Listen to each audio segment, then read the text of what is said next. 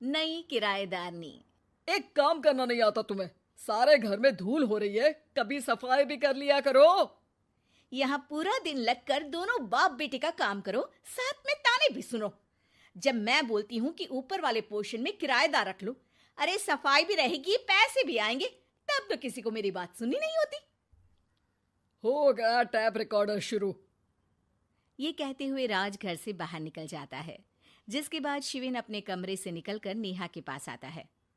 क्या यार मम्मी, कितनी बार बोला है टाइम से उठा दिया करो।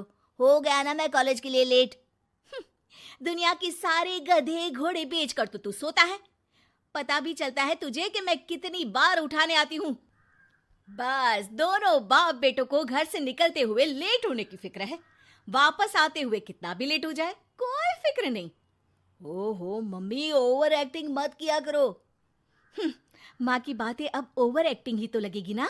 मेरी तो कोई फीलिंग्स ही नहीं है। क्या करूं, मर जाऊं क्या मैं? ओफो मम्मी, जा रहा हूं मैं, बाय। शिविन चला जाता है और नेहा बेचारी किलस्ती अपने घर के कामों में लग जाती है। इसी तरह चलती है नेहा की जिंदगी, जिसमें उसके ज्यादा बोलने वाली आदत की वजह से उसका पति और बेटा उसकी फीलिंग्स की कदर किए बिना हमेशा उससे दूर भागते रहते हैं।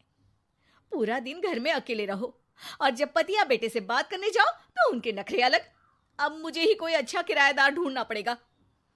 इसी के साथ नेहा किराएदार की खोज शुरू कर देती है, जिसके कुछ महीनों बाद दूसरे शहर से यहाँ पढ़ने के लिए आई निम्मी घर ढूंढते हुए नेहा के पास आती है और वो उसे किराए पर रख लेती है। अगली सुबह हमेशा की तरह राज और शिविन अपनी जल्दी में होते हैं कि निम्मी वहां आ जाती है।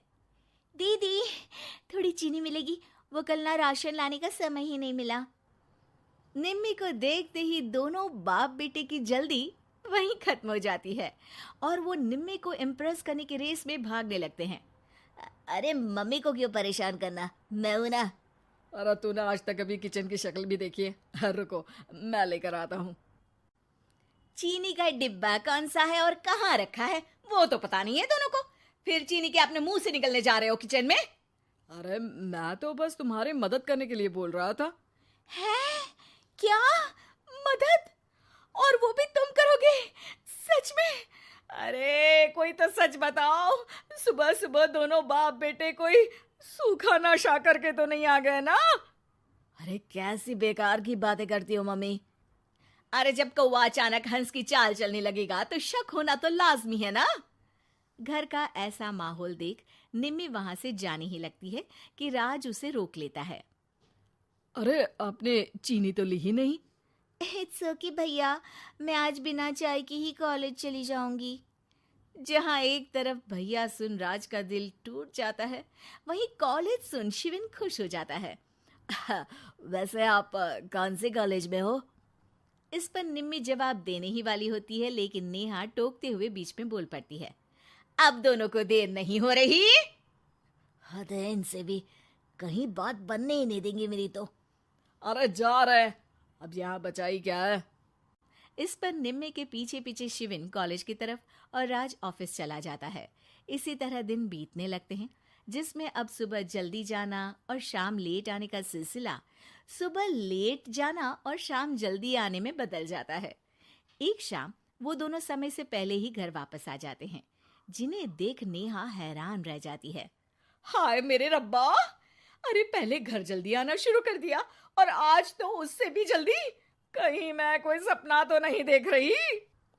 मतलब अब क्या हम अपने घर भी जल्दी वापस नहीं आ सकते? अरे घर तो कितने सालों से तुम्हारा ही है, पर लगता है कि अपना ही है, इस बात का एहसास अब हुआ है। वो सब ठीक है मम्मी। निम्मी कहाँ है? जरा उसे बर्थडे विश तो कर दूं। अरे वाह रे, आज तक तो अपनी माँ का बर्थडे तुझे याद नहीं रहा, उसका बहुत याद है। वो तो मुझे पापा ने याद दिलाया है। हैं? अरे क्या बोल रहे हो तुम झूठे? नहीं बेबी, देखो मुझे तो तुम्हारा बर्थडे भी याद नहीं रहता, तो उसका कहाँ से याद रहेगा मुझे? तौबा, मैंने तो किराएदार रखकर अपने ही पैर पर कुल्हाड़ी मार ली। बेटा तो बेटा, यहाँ तो बाप भी किसी से कम नहीं है। इतनी देर में निम्मी भी घर वापस आ जाती है, जिसे देखते ही शिविन हैप्पी बर्थडे गीत गाता हुआ उसके पास चला जाता है।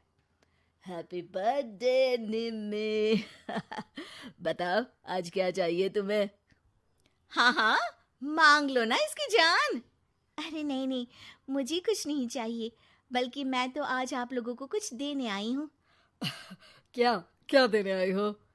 निम्मी अपनी बैग में से मिठाई का डिब्बा और शादी का कार्ड निकालती है। ये मेरी शादी का कार्ड और मिठाई। आप सबको मेरी शादी में जरूर आना है और इसी खुशी में मिठाई खाइए। निम्मी की बात सुनकर जहां शिविन और राज शॉक में आ जाते हैं, वहीं नेहा हंसने लगती है। दिल के अरमां आंसुओं में बह गए। नेहा की बात से कंफ्यूज्ड निम्मी उससे इसकी वजह पूछती है, जिस पर नेहा अपने पति और बेटे की सारी करामातें उसे बताती है। आई कांट बिलीव, आपको मैंने भैया बोला, और शिविन तुम्हें तो मैं हमेशा छोटे भाई की तरह समझती हूँ, लेकिन कहते हैं ना, man will be always man. लेकिन आज से ये विमेन सेम नहीं रहेगी इनके लिए। फिर क्या, बाप बेटे आगे आगे और नेहा झाड़ू लेकर उनके पीछे।